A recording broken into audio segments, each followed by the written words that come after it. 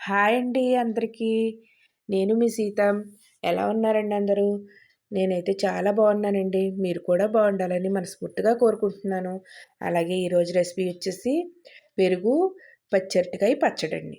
ఈ ప ఇది ఈ పచ్చడైతే చాలా టేస్ట్‌గా ఉంటదండి రైస్‌లోకి. ఏంటి పెరుగు పచ్చరటికాయ పచ్చడి అంటే ఎలా ఉంటది అనుకుంటున్నారా? సూపర్ టేస్ట్‌తో అయితే ఉంటదండి. చాలా చాలా బావుంటది. ఒకసారి చేసుకుంటే మీరు మళ్ళీ మళ్ళీ చేసుకుంటారు. అంత టేస్ట్‌గా అయితే ఉంటదండి. ఈ పెరుగు పచ్చడికైతే మనకి ఏ పదార్థాలు కావాలో ఒకసారి చూద్దామండి. ఈ మనం పచ్చడికాయతో పులుసు, ఇగురులే కాకుండా ఇలా పచ్చడి కూడా చేసుకోవచ్చండి. వీటికి కావాల్సిన పదార్థాలు చూద్దామండి.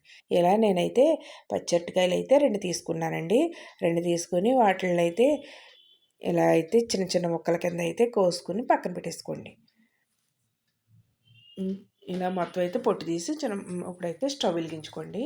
స్టవ్ వెలిగించుకొని కడాయి పెట్టుకోండి. కడాయి పెట్టుకొని 2 టేబుల్ స్పూన్లు అయితే ఆయిల్ వేసుకోండి. ఆయిల్ వేసుకొని ఆయిల్ వీటెక్కాక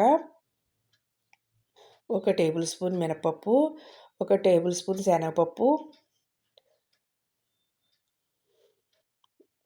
అర టీ స్పూన్ ఆవాలు, అర టీ స్పూన్ ఆవాలు, అలాగే వీటిని గోల్డెన్ కలర్ వచ్చేదాకా వేపేసుకోండి.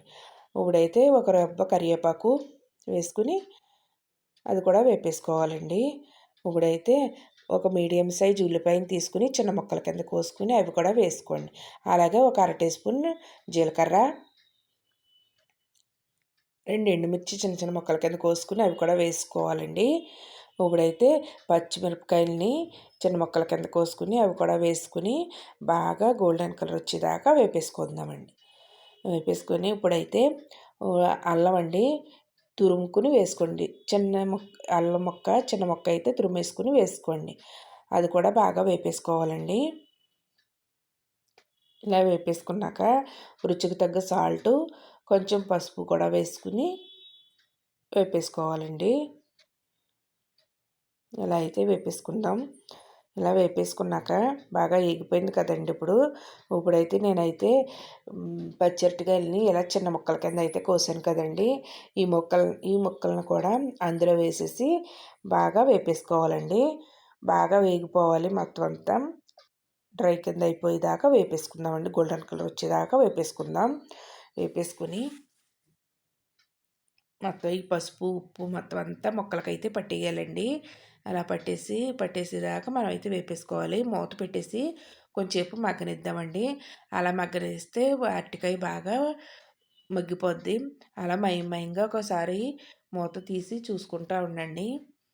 చూడండి ఈ విధంగా ఏగితే మనకు సరిపోద్దండి. ఇప్పుడైతే ఒక పెరుగు ప్యాకెట్ని అయితే తీసుకున్నానండి నేను. పెరుగు ప్యాకెట్ని తీసుకుని నేనైతే ఒక బౌల్ తీసుకున్నానండి. బౌల్ తీసుకుని పెరుగునైతే అందులోకైతే వేసుకుంటున్నానండి. నేను ఒక సగం పెరుగు దాకా వేసేసానండి ఇందులో. వేసుకొని ఇలా మొత్తం అంతా కలిపేసుకుందామండి పెరుగుని. బౌల్ వేసి మొత్తం అంతా ఇలా కలిపేసుకుందామండి. కలిపేసుకున్నాక ఇప్పుడైతే మనం వేయించి పెట్టుకున్నాం కదండి అరటికాయ తాలింపు అవన్నీ తెచ్చి ఈ బౌల్లో అయితే వేసుకోవాలండి.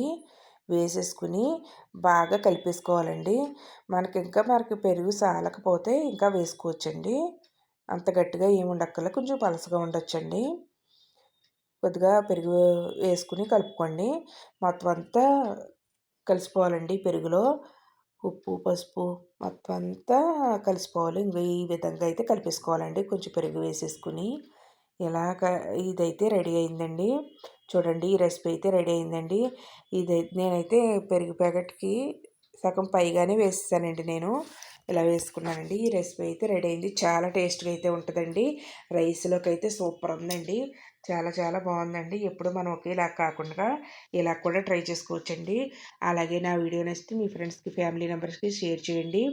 అలాగే లైక్ చేయండి, షేర్ చేయండి, కామెంట్ కూడా చేయండి. బాయ్ అండి. నెక్స్ట్ వీడియోలో కలుసుకుందాం.